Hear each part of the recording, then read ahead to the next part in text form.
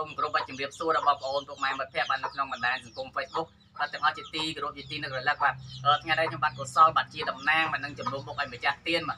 បានពំនាំមកជាស្បៀងអាហារហូបចុកបាទនៅកន្លែងនេះបាទមើលឃើញក្នុងកាមេរ៉ាបាទហើយមានទាំងថវិកាបាទយកមកជួយដល់លោកយាយមកកាមេរ៉ាមកចិត្តបាទណាលោកយាយគាត់ទៅដោះសរោមទេបងប្អូនម៉ែនេះគាត់ឈឺគាត់ចាស់ជរាហើយគាត់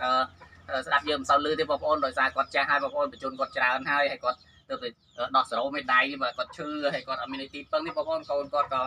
មានដែរប៉ុន្តែគាត់ស្ទើរតែមានជីវភាពខ្វះខាតនឹងដឹងថាទីពឹងអីទេហើយគាត់ឈឺរហូតដោយសារគាត់ចាស់ហើយបងប្អូនហ្នឹងហើយឥឡូវខ្ញុំបាននាំជំនួយបាទរបស់តាមរយៈបងស្រីយ៉ាំច័ន្ទបាទនៅខាងសហរដ្ឋអាមេរិកបាទហើយបងស្រីបានផ្ញើថាបការហ្នឹងយកមកជួយធ្វើដងទឹកហើយនឹងយកមកថាបការមួយចំណាយទៀតហ្នឹងយកមក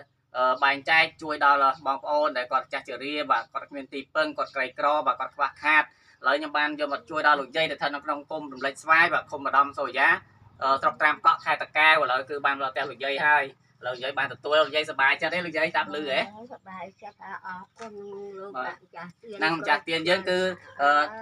តាមរយៈបងស្រីយ៉ាំច័ន្ទរួមជាមួយនឹងមិត្តភ័ក្តិរបស់គាត់ទាំងអស់គ្នាគឺបានចូលរួមគ្នាបាទធ្វើដងទឹកហើយយកមកជួយចែកជូនដល់បងប្អូនដែលយើងខ្វះខាតក្រីក្រចំនួន7គ្រួសារទៀតអញ្ចឹងមួយគ្រួសារយើងបែងចែកថាបការបងចំនួន$60ដើម្បីយកទិញស្បៀងហៅចឹកនិងថាបការជូនដល់លោកយាយណាលោកយាយគាត់សប្បាយចិត្តណាលោកយាយណាសប្បាយចិត្តណាហើយជូនពរចាស់ទៀនតែណាលោកយាយណាចាស់ទៀនឲ្យសុខសាន្តបានសប្បាយទៅទីណាកន្លែងណាសូមឲ្យលោកណា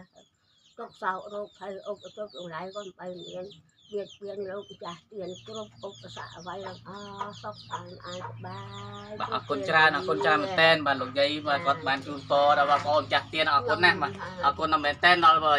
បងស្រីយ៉ាំច័ន្ទរួមជាមួយនឹងមិត្តភ័ក្តិបងទាំងអស់ដែលបានចូលរួមជាថាបការគ្នាយកមកធ្វើដងទឹកហើយយើងមកជួយដល់បងប្អូនលោកយាយលតាដែលគាត់មានជីវភាពខ្វះខាតក្រីក្រនេះចំនួន7គ្រួសារទៀតហើយនេះគឺជាគ្រួសារទី1ឥឡូវគាត់បានទទួលហើយខ្ញុំបាទក៏អរគុណមែនតើសូមជូនពរដល់ម្ចាស់ទៀនទាំងអស់សូមមកលោក